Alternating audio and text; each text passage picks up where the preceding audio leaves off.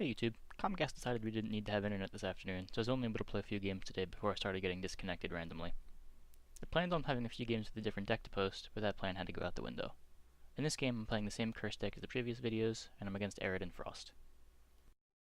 An interesting argument here to lead on Houndsnout instead of Bear Berserker. Since I have two Battle Maidens in hand, I want to prevent this bear from getting damaged so that I can get value out of them. If I lead on Houndsnout, he can't establish Frost on turn 1 since that would let me crack for skull value. The likely line after this Herald would be for him to Eredin for Wild Hunt Warrior to pop the Wilhelm.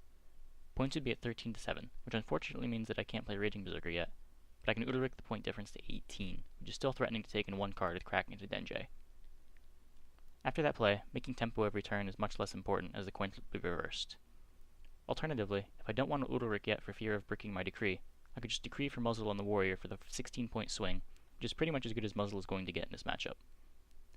It's unlikely he plays anything more than 16 points on his turn to prevent me from getting out Raging Berserker the following turn. Instead though, I sequence things in the other order, and the state here looks a little worse than me than it otherwise could have been. I consider playing Udalric here, but I don't want to risk bricking my Royal Decree, so I just grab my Muzzle value now. Pushing for a bunch of crack tempo is probably better than this Udalric, now that the Frost is ticking for 3 a turn. If I crack now, I'm up 29 points, and the Frost will only tick for 2 on Herald the next turn. So effectively up 27. The easiest big tempo he has from there is to Drowner the Warrior to the top, which is worth 11 points, narrowing it to 16 points. If I pass there, effectively up 13 after the Frost tick, I think that's good enough. It either forces out his Scorch, or punishes him for overplaying, both of which are fine results for me. I get the Rider off the Frost row and into Lugos range with an 11-point Harpooner, and he establishes a second row of Frost. Not wanting to play into double Frost, I take the pass and hope to find Gremist for round 3. Armorsmith is no Gremist, but he's still very solid. He takes his open pass, and I take with probably the wrong card. Heme is likely to be less valuable than Marauder here. Raging Berserker is almost certainly going to transform on a Frost tick, and Berserker Marauders are almost always good in the longer round. I realized immediately that playing Berserker Marauder was a mistake, and that I didn't want double Battle Maiden in my hand. This looks really good for a long round 3. Pretty much all it's missing is Sigjufa and Gremist. Raging Berserker will eat a Frost tick, Freya is bringing back a 15-point bear, and Heme has Harpooners in a long round as a target. I feel pretty good about my position here. Leading on Raging Berserker denies him a turn of Frost.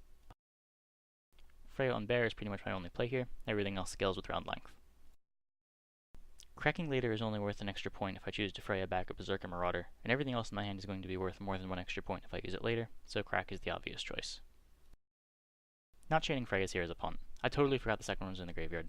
Chaining a second Freya here eats another half of a Frost tick for free, so it's essentially worth 2 points for missing it. And I continue punting. At this point in the game I was just playing my cards thinking nothing my opponent could do could possibly catch up. In doing this, I failed to realize this Heme is pulling out a 14-point Berserker, enabling a 28-point Scorch, putting my opponent back in the game. Literally any other play in my hand is better than this one.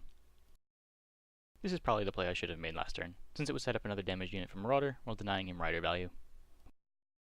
Still denying him Rider value, I still feel pretty favored in this game. Down a card but up 16 points with a huge Armorsmith in my hand feels pretty favorable. Technically, Armorsmith would be worth 1 more point on the back row, and a few more points on melee depending on how Frost rolls, if I wait to play it until my last card.